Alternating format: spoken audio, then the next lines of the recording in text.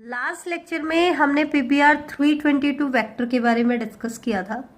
आज हम इसका एक इम्पॉर्टेंट क्वेश्चन स्टडी करेंगे कि पीबीआर 322 वेक्टर के पास दो सेलेक्टेबल मार्कर हैं।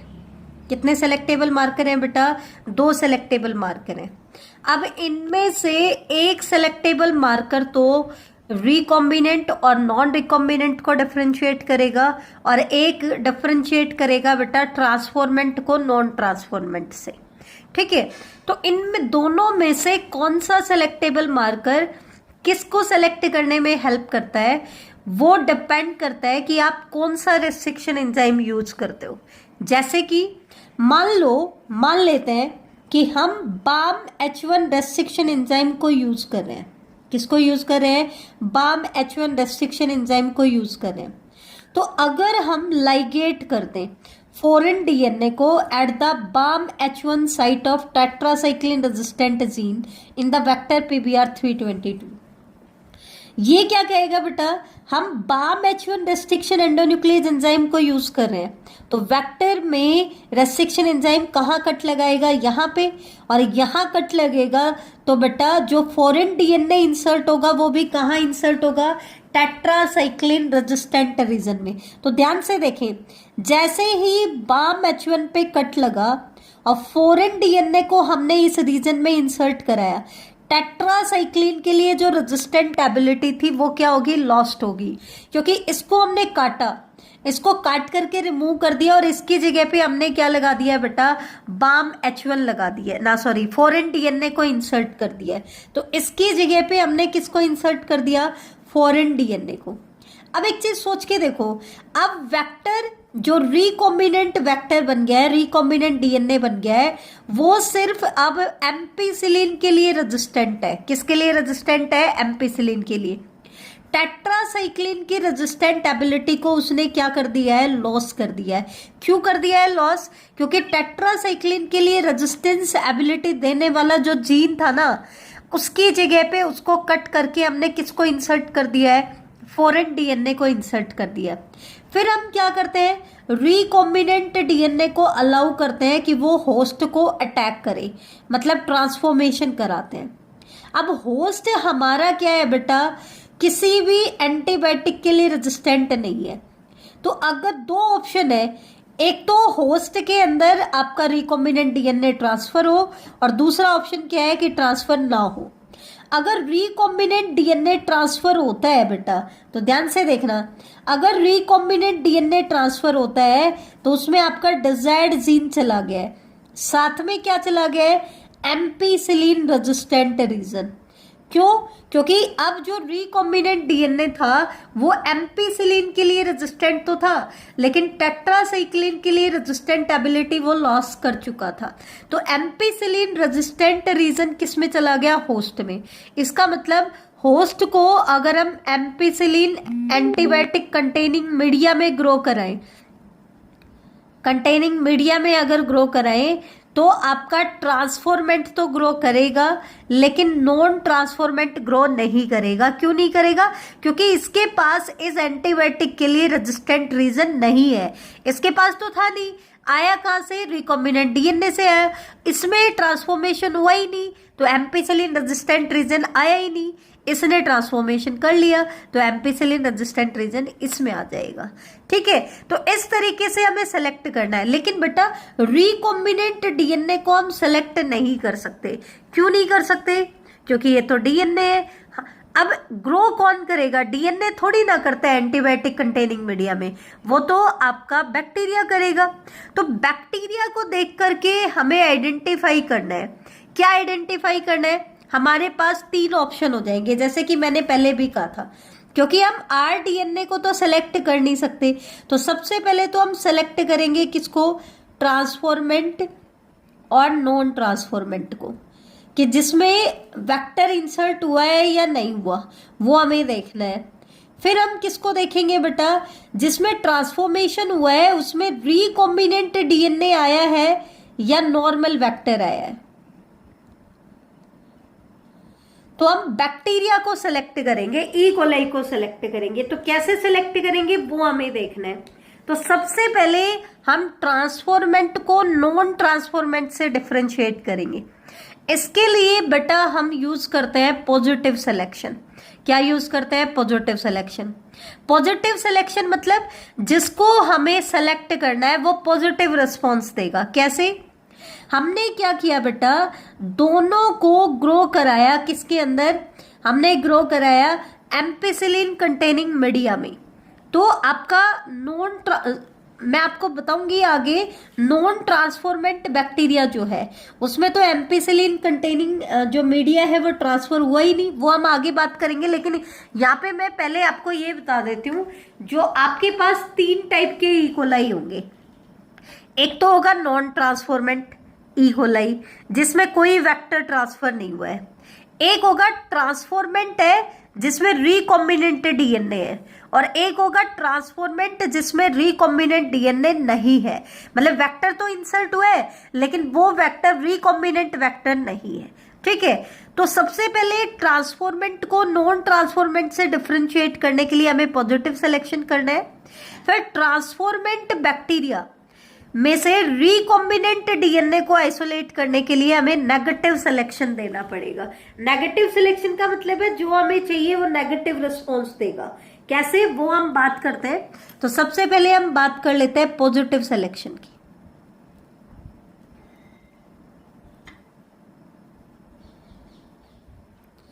पॉजिटिव सिलेक्शन में हमें क्या करना है बेटा, मैं आपको साफ साफ बता देती हूं। हमारे पास 3 ऑप्शन है। ये ई कोलाई बना रही हूं मैं। क्या बना रही हूं? E coli. एक तो ई कोलाई है नॉर्मल ई कोलाई जो कि नॉन ट्रांसफॉर्मेंट है, जिसमें कोई वेक्टर इंसर्ट नहीं हुआ है। ठीक है, हमें इनमें से सिलेक्शन करना है। दूसरी ऐसी ई कोलाई है जिसमें नॉर्मल वेक्टर है। ट्रांसफॉर्मेंट तो है क्योंकि वेक्टर तो आया है इसमें, लेकिन नॉन रिकॉम्बिनेंट वेक्टर है। इसमें डिजायर्ड जीन नहीं है, नॉन रिकॉम्बिनेंट वेक्टर। और तीसरा ऑप्शन क्या है, हमारे पास जो ई कोलाई है उसमें ट्रांसफॉर्मेशन हुआ है और एक ऐसे वेक्टर का हुआ है जिसमें डिजायर्ड जीन है। क्या है बेटा? Desired gene. दैट मीन्स ये थर्ड ऑप्शन में हमारे पास ट्रांसफॉर्मेंट ई कोलाई है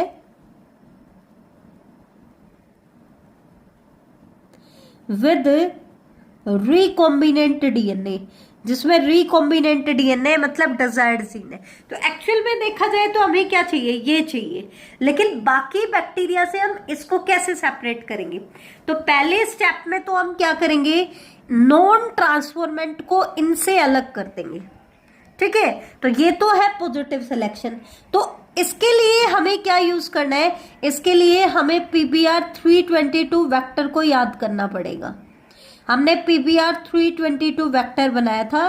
यहां पे हमने दिखाया था एम्पिसिलिन रेजिस्टेंट रीजन और यहां हमने दिखाया था टेट्रासाइक्लिन रेजिस्टेंट रीजन। ठीक है, तो अगर इसमें फॉरेन डीएनए इंसर्ट होता है, क्या होता है? फॉरेन डीएनए इंसर्ट होता है, तो वो किस रीजन में इंसर्ट होगा? वो इंसर्ट होगा क्योंकि हम BAM-H1 रेस्ट्रिक्शन एंजाइम यूज कर रहे हैं, तो वो कहां पे इंसर्ट होगा बेटा? टेट्रासाइक्लिन रेजिस्टेंट रीजन में, यहां पे। ठीक है, तो टेट्रासाइक्लिन के लिए जो रेजिस्टेंट एबिलिटी थी वो क्या होगी? लॉस्ट होगी। रिकॉम्बिनेंट वेक्टर सिर्फ किसके लिए रेजिस्टेंट होगा? एम्पिसिलिन के लिए रेजिस्टेंट होगा। ठीक है, तो इसमें तो वेक्टर गया ही नहीं। इसका मतलब ये तो ना तो एम्पिसिलिन के लिए रेजिस्टेंट है और ना ही टेट्रासाइक्लिन के लिए रेजिस्टेंट है, दोनों के लिए नहीं है, क्योंकि इसमें तो कोई भी वेक्टर ट्रांसफर हुआ ही नहीं और इसके पास खुद का रेजिस्टेंट जीन था ही नहीं। इसके पास क्या है? ट्रांसफॉर्मेंट तो है लेकिन नॉन रिकॉम्बिनेंट वेक्टर है। नॉन रिकॉम्बिनेंट वेक्टर है, इसका मतलब ये क्या है बेटा? एम्पिसिलिन के लिए भी रेजिस्टेंट है और टेट्रासाइक्लिन के लिए भी रेजिस्टेंट है। क्यों? क्योंकि फॉरेन डीएनए तो इंसर्ट हुआ ही नहीं। और ये जिसमें रिकॉम्बिनेंट डीएनए है ये सिर्फ किसके लिए रेजिस्टेंट है? एम्पिसिलिन के लिए रेजिस्टेंट है। इसने टेट्रासाइक्लिन के लिए रेजिस्टेंट एबिलिटी को क्या कर दिया है? लॉस्ट कर दिया। अब हमें सबसे पहले क्या करना है? इन दोनों को सेपरेट करना है। नॉन ट्रांसफॉर्मेंट को ट्रांसफॉर्मेंट से हमें क्या करना है? सेलेक्ट करना है। तो कैसे सेलेक्ट करेंगे? जिस सेलेक्टेबल मार्कर रीजन में आपने फॉरेन डीएनए को इंसर्ट किया है, उसके अलावा जो सेलेक्टेबल मार्कर है वो किसके लिए है? एम्पिसिलिन एंटीबायोटिक के लिए रेजिस्टेंट एबिलिटी देना है। तो हमें सबसे पहले क्या करना है बेटा? हमें क्या करना है? कल्चर मीडिया बनाना है। क्या बनाना है? Culture media. और इस कल्चर मीडिया में हमने क्या डालना है? हमें डालना है एम्पिसिलिन एंटीबायोटिक। बेटा एंटीबायोटिक अलग चीज है, और इसका रेजिस्टेंट रीजन का मतलब क्या है कि जिस ऑर्गेनिज्म में इस एंटीबायोटिक का रेजिस्टेंट रीजन होगा वो बैक्टीरिया इस मीडिया में ग्रो कर जाएगा, क्योंकि नॉर्मली एंटीबायोटिक क्या करती है? बैक्टीरिया को किल करती है। तो हमें क्या करना है? इसको इन दोनों से सेपरेट करना है। तो देखो, एम्पिसिलिन कंटेनिंग मीडिया में आपका नॉन ट्रांसफॉर्मेंट ग्रो नहीं कर पाएगा। नॉन ट्रांसफॉर्मेंट क्या नहीं कर पाएगा? ग्रो नहीं कर पाएगा। और आपके दोनों ट्रांसफॉर्मेंट ग्रो कर जाएंगे। क्यों ग्रो कर जाएंगे? ध्यान से देखो, दोनों ट्रांसफॉर्मेंट में एम्पिसिलिन के लिए तो रेजिस्टेंट जीन है ही। दोनों ट्रांसफॉर्मेंट में एम्पिसिलिन एंटीबायोटिक का रेजिस्टेंट रीजन है। तो जिसमें नॉन रिकॉम्बिनेंट डीएनए है वो भी ग्रो करेगा, और जिसमें रिकॉम्बिनेंट डीएनए है वो भी क्या करेगा? ग्रो करेगा। ठीक है, तो ध्यान से देखना। तो it is use to identify bacteria that contain a plasmid. Plasmid मतलब जिसमें PBr322 वेक्टर है, ये प्लाज्मिड डीएनए है। तो जिसमें प्लाज्मिड है उसको सेलेक्ट करेगा, क्योंकि जिसमें प्लाज्मिड है वो ग्रो कर रहा है। तो जो बैक्टीरिया यहाँ पे ग्रो कर रहे हैं उनको हमें फिर किस पे ट्रांसफर करना है? नेगेटिव सिलेक्शन के लिए। ग्रो कौन कर रहे हैं? ट्रांसफॉर्मेंट दोनों के दोनों ग्रो कर रहे हैं। एक तो जिसमें नॉन रिकॉम्बिनेंट डीएनए है, एक जिसमें रिकॉम्बिनेंट। यहाँ पे हमने नॉन ट्रांसफॉर्मेंट को रिमूव कर दिया। अब हम क्या करेंगे? सेकंड स्टेप क्या है? अब आता है negative selection. Negative selection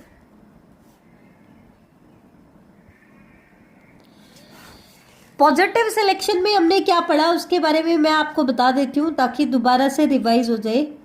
positive selection किस लिए किया हमने? नॉन ट्रांसफॉर्मेंट को ट्रांसफॉर्मेंट से डिफरेंशिएट करने के लिए, और इसके लिए हमने कल्चर मीडिया में एम्पिसिलिन एंटीबायोटिक डाला था। तो जब हमने एम्पिसिलिन एंटीबायोटिक डाला तो नॉन ट्रांसफॉर्मेंट ग्रो नहीं हुए, ट्रांसफॉर्मेंट सारे के सारे ग्रो कर गए। जो हमें चाहिए था, हमें क्या चाहिए था? पहले ट्रांसफॉर्मेंट चाहिए था, तो वो ग्रो कर रहा है, इसलिए ये पॉजिटिव सिलेक्शन है। दूसरी चीज क्या है? इसको ग्रो करने में कौन हेल्प कर रहा है? Ampicillin resistant region. इसका मतलब ये सेलेक्टेबल मार्कर हमारी हेल्प किस में कर रहा है? ट्रांसफॉर्मेंट को नॉन ट्रांसफॉर्मेंट में डिफरेंशिएट करने के लिए। ट्रांसफॉर्मेंट और नॉन ट्रांसफॉर्मेंट में डिफरेंशिएट करने के लिए PBr322 वेक्टर का कौन सा सेलेक्टेबल मार्कर हेल्प कर रहा है? एम्पिसिलिन रेजिस्टेंट रीजन देने वाला। क्यों? क्योंकि ट्रांसफॉर्मेंट चाहे उसमें रिकॉम्बिनेंट डीएनए हो या नॉन रिकॉम्बिनेंट, दोनों में एम्पिसिलिन रेजिस्टेंट रीजन है और नॉन ट्रांसफॉर्मेंट में नहीं है। तो जब हमने इनको एम्पिसिलिन कंटेनिंग मीडिया में ग्रो कराया तो क्योंकि इसमें इसका रेजिस्टेंट रीजन है तो ट्रांसफॉर्मेंट ग्रो कर जाएंगे और नॉन ट्रांसफॉर्मेंट ग्रो नहीं करेंगे। तो यहां से हमने सिर्फ क्या ले लिए? ट्रांसफॉर्मेंट ले लिए। अब इनमें से हमें डिफरेंशिएट करना है कि इनमें से किसमें रिकॉम्बिनेंट डीएनए है और किसमें नॉन रिकॉम्बिनेंट डीएनए। ठीक है, तो इसके लिए हमें क्या करना पड़ेगा? नेगेटिव सिलेक्शन करना पड़ेगा। नेगेटिव सिलेक्शन किस लिए चाहिए? हमें उस बैक्टीरिया को आइडेंटिफाई करना है जिसमें रिकॉम्बिनेंट डीएनए है, जिसमें फॉरेन डीएनए इंसर्ट है। तो इसके लिए हम क्या करेंगे? जो दूसरा एंटीबायोटिक रेजिस्टेंट रीजन है वो हमारी हेल्प करेगा। कैसे करेगा? फिर से हमने एक कल्चर मीडिया तैयार किया। क्या तैयार किया बेटा? Culture media. और इस कल्चर मीडिया में इस बार हमने एम्पिसिलिन एंटीबायोटिक नहीं डाली, टेट्रासाइक्लिन एंटीबायोटिक को डाला। किसको डाला? टेट्रासाइक्लिन एंटीबायोटिक को। टेट्रासाइक्लिन एंटीबायोटिक को क्यों डाला? क्योंकि एम्पिसिलिन कंटेनिंग मीडिया में तो ट्रांसफॉर्मेंट दोनों के दोनों ग्रो कर रहे हैं। नॉन ट्रांसफॉर्मेंट को तो हम पहले ही हटा चुके हैं, उनको तो हम पहले ही सेपरेट कर चुके हैं। अब हमें इनमें से डिफरेंशिएट करना है। तो जो भी ट्रांसफॉर्मेंट है दोनों के दोनों जो इस मीडिया में ग्रो कर रहे थे उनको हमने उठा करके किस में डाल दिया? टेट्रासाइक्लिन कंटेनिंग मीडिया में डाल दिया। अब इनमें से एक के पास रिकॉम्बिनेंट डीएनए है और एक के पास नॉन रिकॉम्बिनेंट डीएनए है।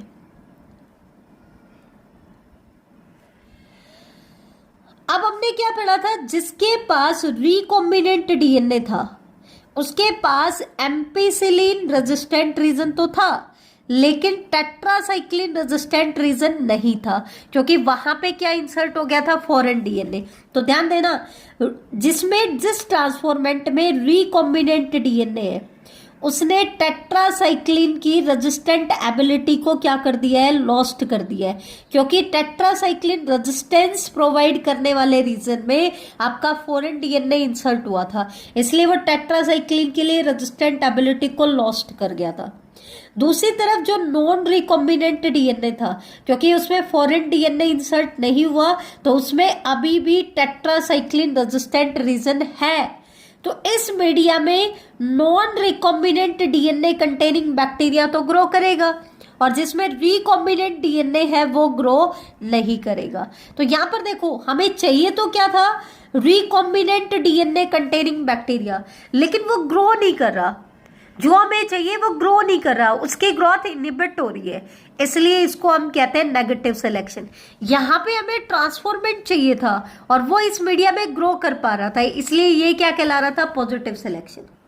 अब एक चीज देखो, जिस एंटीबायोटिक के लिए रेजिस्टेंट एबिलिटी लॉस्ट हो जाती है वो सिलेक्टेबल मार्कर रिकॉम्बिनेंट को नॉन रिकॉम्बिनेंट से डिफरेंशिएट कर रहे हैं। हमेशा ध्यान रखना, या हम यूं कह दें, जिस सेलेक्टेबल मार्कर रीजन में फॉरेन डीएनए इंसर्ट होता है और जिसकी वो इंसर्शन की वजह से वो रेजिस्टेंस एबिलिटी लॉस्ट हो जाती है, वो तो रिकॉम्बिनेंट को नॉन रिकॉम्बिनेंट से डिफरेंशिएट कराता है, और जो दूसरा सेलेक्टेबल मार्कर है वो कराता है ट्रांसफॉर्मेंट को नॉन ट्रांसफॉर्मेंट से। ये एक इंपॉर्टेंट क्वेश्चन बनता है। अगर ये क्वेश्चन आ जाए तो आपको ये पूरा प्रोसीजर लिखना है, और ये क्वेश्चन आने के 99.9% चांस है।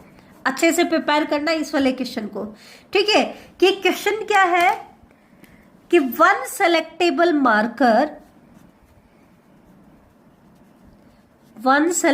Marker which show insertional inactivation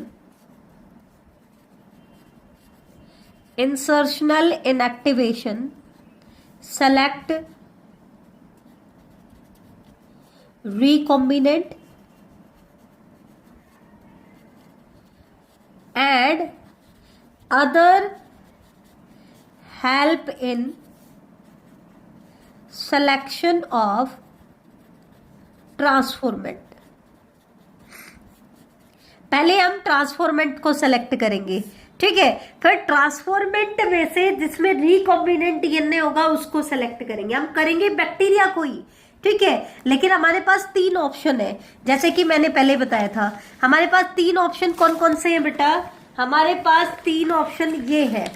एक तो एक ऐसा बैक्टीरिया जिसमें कोई वेक्टर नहीं है, एक ऐसा बैक्टीरिया जिसमें नॉन रिकॉम्बिनेंट वेक्टर है, और एक ऐसा बैक्टीरिया जिसमें रिकॉम्बिनेंट वेक्टर है। तो सबसे पहले तो हम सिलेक्शन किसका करेंगे? नॉन ट्रांसफॉर्मेंट को ट्रांसफॉर्मेंट से डिफरेंशिएट कर देंगे। जब हम ऐसा करेंगे तो हमारी हेल्प कौन करेगा? वो सिलेक्टेबल मार्कर जो फॉरेन डीएनए के इंसर्ट होने से इनएक्टिवेट नहीं हुआ था। ध्यान रखना, इनएक्टिवेट नहीं हुआ था। टेट्रासाइक्लिन की रेजिस्टेंटेबिलिटी तो लॉस्ट हो जाती है फॉरेन डीएनए के इंसर्ट होने से। तो जो सेलेक्टेबल मार्कर इंसर्ट होने से इनएक्टिवेट हो जाता है उसको हम बोलते हैं इंसर्शनल इनएक्टिवेशन। वो तो किसको सेलेक्ट करेगा? रिकॉम्बिनेंट को। क्योंकि यहां पर इन दोनों में डिफरेंशिएट करने के लिए तो हम किसको यूज कर रहे हैं? एम्पिसिलिन सेलेक्टेबल मार्कर को यूज करें।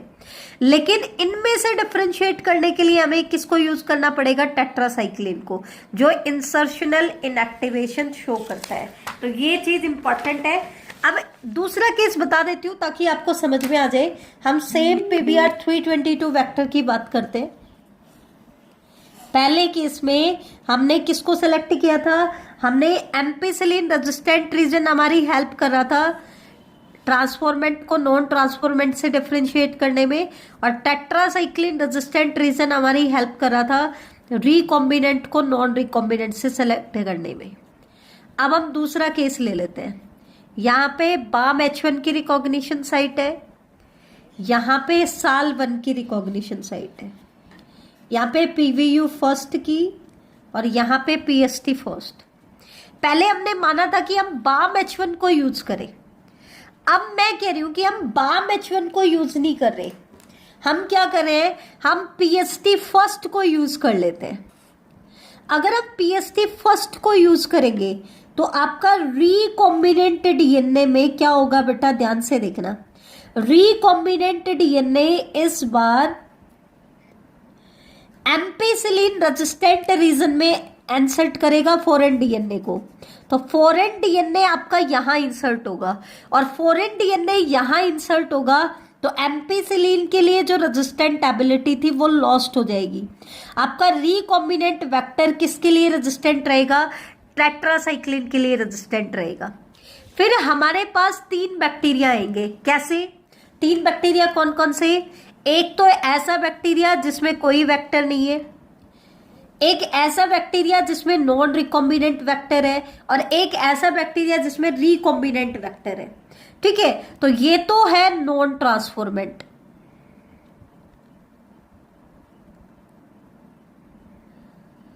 और ये क्या है? ट्रांसफॉर्मेंट।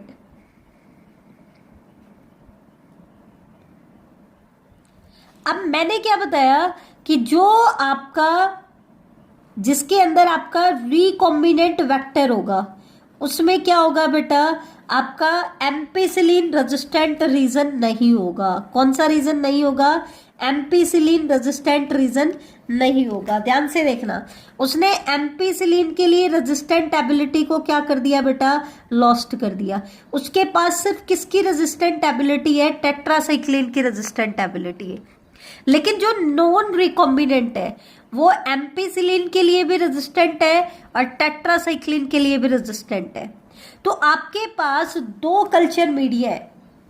कितने कल्चर मीडिया है? 2 कल्चर मीडिया है। एक तो जिसमें आपने टेट्रासाइक्लिन एंटीबायोटिक को डाला है,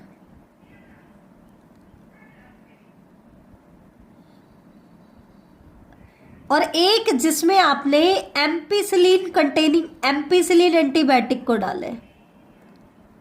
तो आपको पहले किस में डिप करना है? जिस सेलेक्टेबल मार्कर रीजन में आप फॉरेन डीएनए को इंसर्ट करा रहे हो उसको बाद में यूज करना है।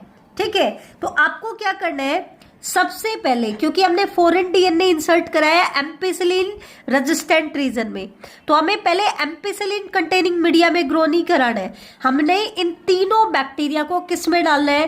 टेट्रासाइक्लिन कंटेनिंग मीडिया में। तो आपका नॉन ट्रांसफॉर्मेंट किसी भी रेजिस्टेंट रीजन को कैरी नहीं करता, तो इसकी तो डेथ हो जाएगी क्योंकि ये ग्रो ही नहीं कर पाएगा। और आपके दोनों के दोनों ट्रांसफॉर्मेंट क्या कर जाएंगे? इसमें ग्रो कर जाएंगे। क्यों कर जाएंगे? क्योंकि इसमें भी टेट्रासाइक्लिन रेजिस्टेंट रीजन है, इसमें भी टेट्रासाइक्लिन रेजिस्टेंट रीजन है। तो ट्रांसफॉर्मेंट आपके क्या करेंगे? ग्रो करेंगे।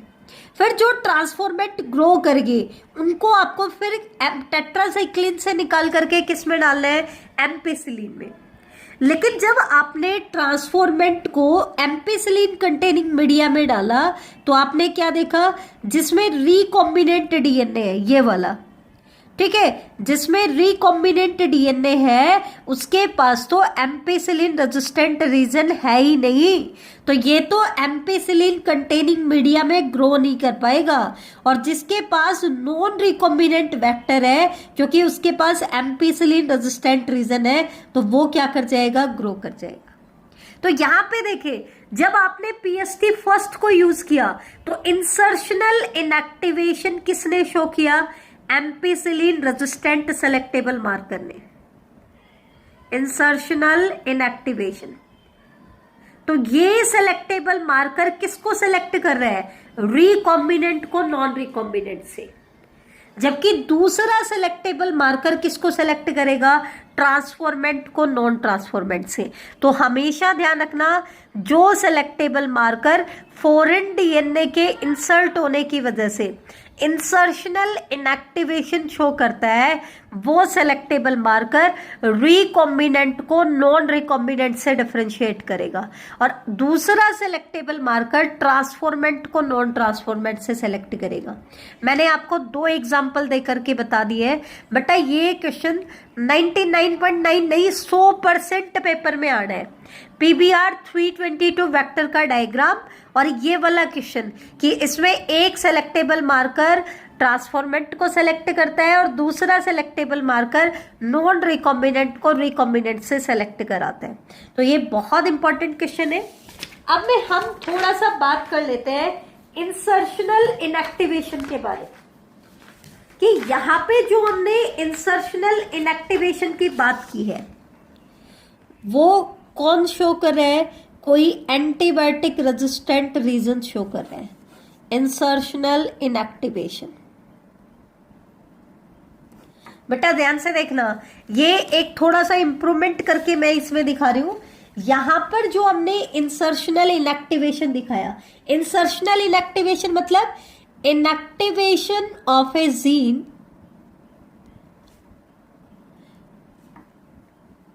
due to insertion of alien DNA या foreign DNA। alien DNA के इंसर्ट होने की वजह से कोई जीन इनएक्टिवेट हो गया है। अब पीबीआर 322 वेक्टर में हमने क्या देखा, या ज्यादातर वेक्टर के केस में क्या होता है, जो जीन इंसर्शनल इनएक्टिवेशन शो करता है वो कोई एंटीबायोटिक रेजिस्टेंट रीजन होता है, एंटीबायोटिक रेजिस्टेंट जीन है। जैसे कि हमने बाम H1 यूज किया तो टेट्रासाइक्लिन रेजिस्टेंट रीजन इनएक्टिवेट हो गया। हमने पीएसटी फर्स्ट यूज किया तो आपका एम्पिसिलिन रेजिस्टेंट रीजन इनएक्टिवेट हो गया। लेकिन फिर इसमें हमें recombinant, non recombinant, transformant, non transformant को ग्रो कराना है, हमें सेलेक्ट करना है कि उसमें इंसर्शनल इनएक्टिवेशन हुआ या नहीं हुआ। उसके लिए हमें क्या करना पड़ता है, कल्चर प्लेट बनानी पड़ती है, कल्चर मीडिया बनाना पड़ता है, फिर उनको पेट्री प्लेट में डालना पड़ता है, फिर उन पेट्री प्लेट में एंटीबायोटिक डालनी पड़ती है, अब फिर इनको ग्रो कराना पड़ता है। फिर ये ग्रो करते हैं या नहीं करते वो हमें बताएगा कि इनमें इंसर्शनल इनएक्टिवेशन हुआ या नहीं हुआ। तो ट्रांसफॉर्मेंट और नॉन ट्रांसफॉर्मेंट को सेलेक्ट करने के लिए हमें कल्चर मीडिया बनाना पड़ा, उनकी पेट्री प्लेट बनानी पड़ी, फिर उनके ऊपर बैक्टीरिया को ग्रो कराना पड़ा। तो ये एक time consuming and tedious process है। कैसा प्रोसेस है, time consuming and tedious process. Culture media बनाने में, कंपोजिशन बनाने में, फिर मीडिया को पेट्री प्लेट में डालना है, फिर बैक्टीरिया को ग्रो कराना है, तब जाकर के हम कई सेलेक्ट कर पाते हैं। पहले नॉन ट्रांसफॉर्मेंट को ट्रांसफॉर्मेंट से डिफरेंशिएट करते हैं, फिर ट्रांसफॉर्मेंट में जिसमें रिकॉम्बिनेंट डीएनए है उसको सेलेक्ट करते हैं। तो ये एक बहुत बड़ा प्रोसीजर है। तो हमें क्या चाहिए, इसका कोई अल्टरनेट मेथड चाहिए जो क्विक हो, बहुत आसानी से हमें पता चल जाए और हमें कल्चर मीडिया भी ना बनाना पड़े। तो हमें क्या करना पड़ेगा, एक ऐसे जीन को इनएक्टिवेट कराना पड़ेगा, inactivation of a gene which coding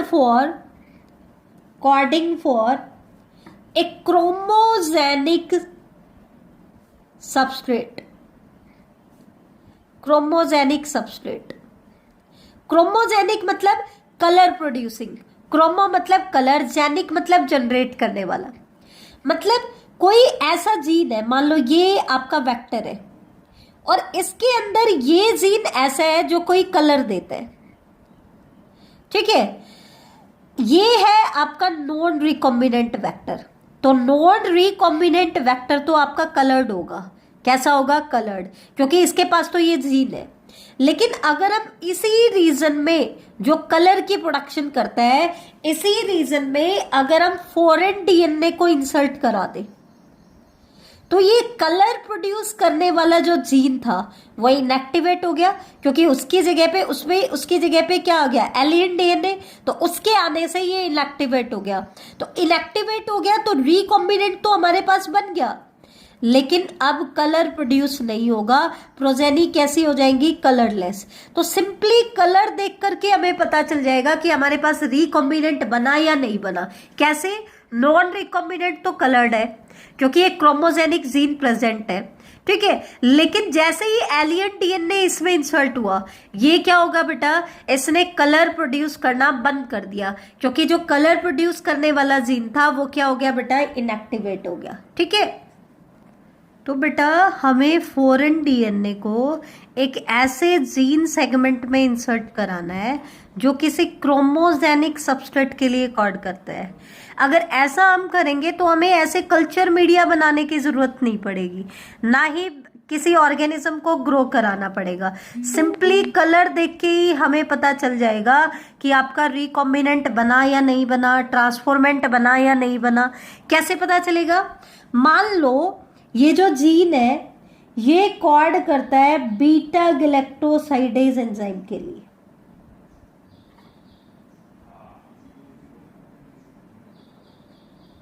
ठीक है। किसके लिए कोड करता है?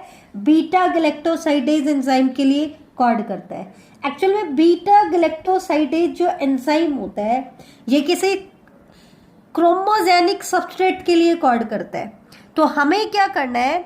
अगर नॉन रिकॉम्बिनेंट है हमारे पास तो वो क्या करेगा? बीटा गैलेक्टोसाइडेज एंजाइम की प्रोडक्शन करेगा।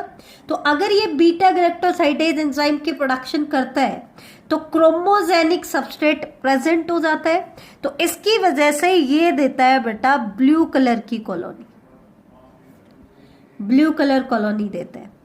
लेकिन अगर हम इसी रीजन में फॉरेन डीएनए को इंसर्ट करा दें तो जो जीन बीटा गैलेक्टोसाइडेज के लिए कोड कर रहा था वो क्या हो गया? इनएक्टिवेट हो गया।